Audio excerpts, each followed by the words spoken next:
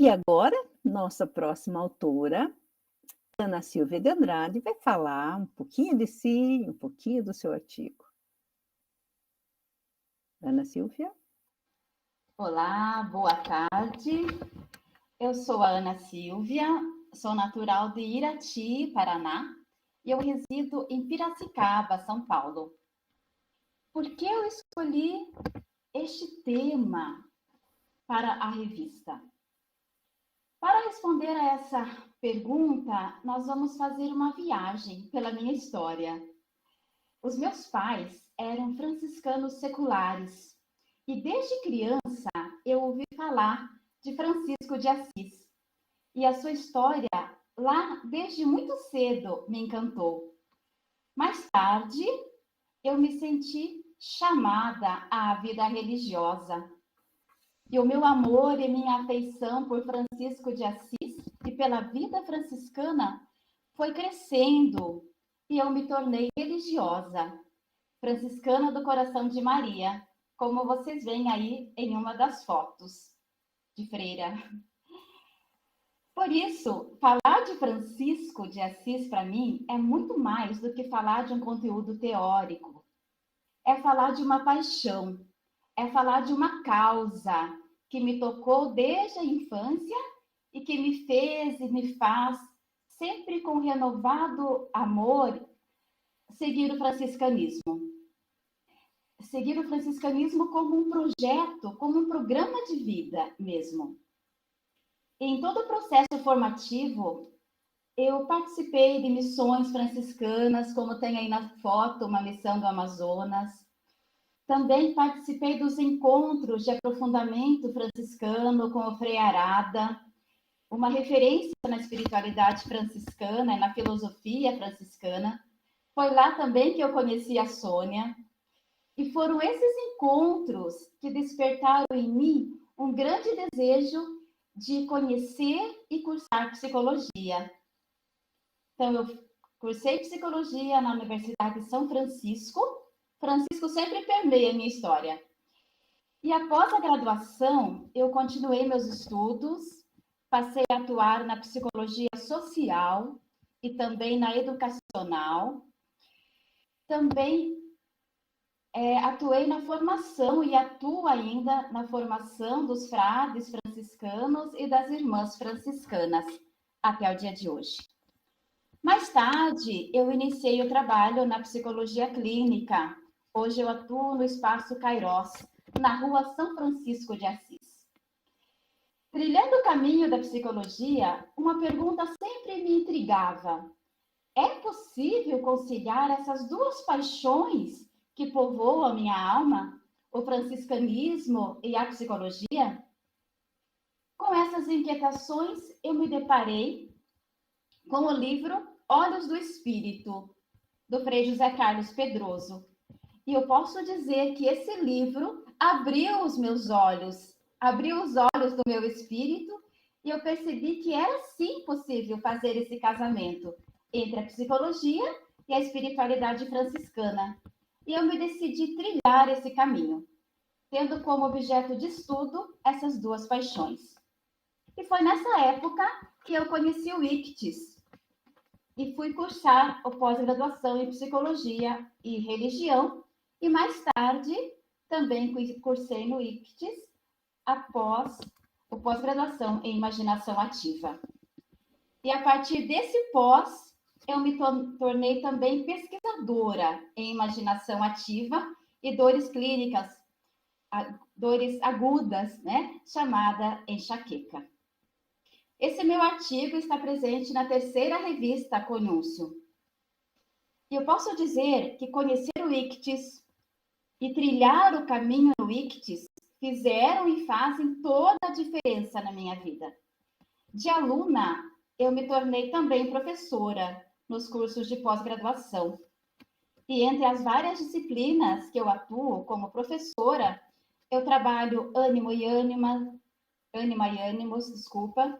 a função religiosa dos contos de fada e a introdução ao franciscanismo e o processo de individuação de Francisco de Assis.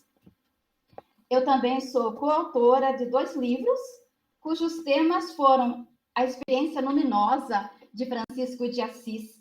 Seria esta uma imaginação ativa? E também o sol que ilumina a noite. Quem de vocês já viu um sol que ilumina a noite? Francisco viu e trouxe para nós o ardor e a beleza em Francisco de Assis. E agora, nessa nova edição da revista, o tema do meu artigo é a vocação de Francisco de Assis, um chamado através dos sonhos. Como vocês percebem, a história de Francisco se perpassa e se entrelaça com a minha. E aí vem a pergunta, por que falar dos sonhos de Francisco? Mas o que são mesmo os sonhos? Eles podem mesmo nos ajudar no caminho espiritual? Os sonhos sempre me chamaram a atenção. Eles despertam para a vida interior, que a psicologia analítica designa como o mundo da psique, ou ainda como o mundo da alma. Os sonhos, eles são uma das formas de estabelecer conexão entre esses dois mundos, o mundo inconsciente e o mundo consciente. Então me vem a pergunta, se o sonho é uma das formas do inconsciente se comunicar com o ego, eles podem também ser um meio utilizado por Deus para ele se comunicar com os homens? Para despertar os homens do seu sono? Então, ao falar de Francisco, qual a importância ou que lugar os sonhos ocuparam na vida desse homem? A essência da compreensão dos sonhos de Francisco na psicologia analítica está no conceito de luminoso. Conceito este que Jung se apropria de Rudolf Otto, como trabalharei na jornada. Eu escolhi esse tema porque a história e o caminho percorrido por Francisco me toca profundamente. Mas o que me causa muita admiração é que a própria vocação de Francisco foi orientada através das visitas do Senhor, como ele chamava. E essas visitas estão principalmente expressas nos sonhos. No primeiro momento, Francisco ele entende os sonhos no sentido literal, e ele executa no mundo externo as ordens que ele recebe de uma voz. E só depois de um longo processo de inquietação, de introspecção, de transformação, chamado no mundo religioso de conversão, é que Francisco descobre que Deus é o grande Senhor que lhe fala ao coração.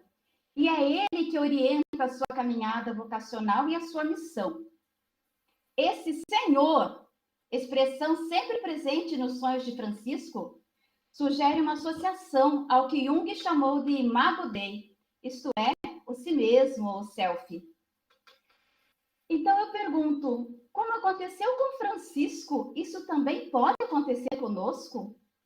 Através dos sonhos, o self ou Deus podem nos encontrar? Através deles e neles, Deus pode tocar a nossa alma? Ele pode nos interpelar? Então, os sonhos não fizeram parte da vida de Francisco somente no início do seu processo vocacional, mas o conduziram durante todo o seu itinerário. Em momentos mais importantes da sua vida e no crescimento da ordem, antes de tomar importantes decisões, Francisco era visitado pelo Senhor que orientava através dos sonhos. Foi o próprio Deus que interveio na vida de Francisco, cruzando o seu caminho e o despertando para algo muito maior, para a sua verdadeira vocação.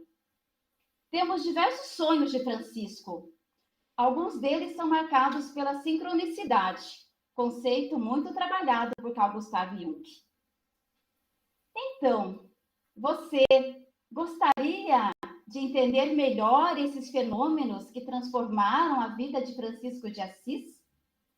Esta e outras perguntas poderão ser esclarecidas na Jornada dos Sonhos. Participe conosco e vamos mergulhar nesse mistério que envolveu a vida do pobrezinho de Assis. Esperamos vocês. Grande abraço, paz e bem. Muito obrigada, Maria Luísa. Obrigada, Ana Silvia. Muito obrigada. E vocês estão vendo que eu não estava exagerando quando eu disse que nós íamos ver muitos aspectos e que o sonho pode ser olhado de muitos ângulos. Até aqui vocês já viram a diversidade. Olha que coisa linda. Obrigada, Ana Silvia, foi muito legal.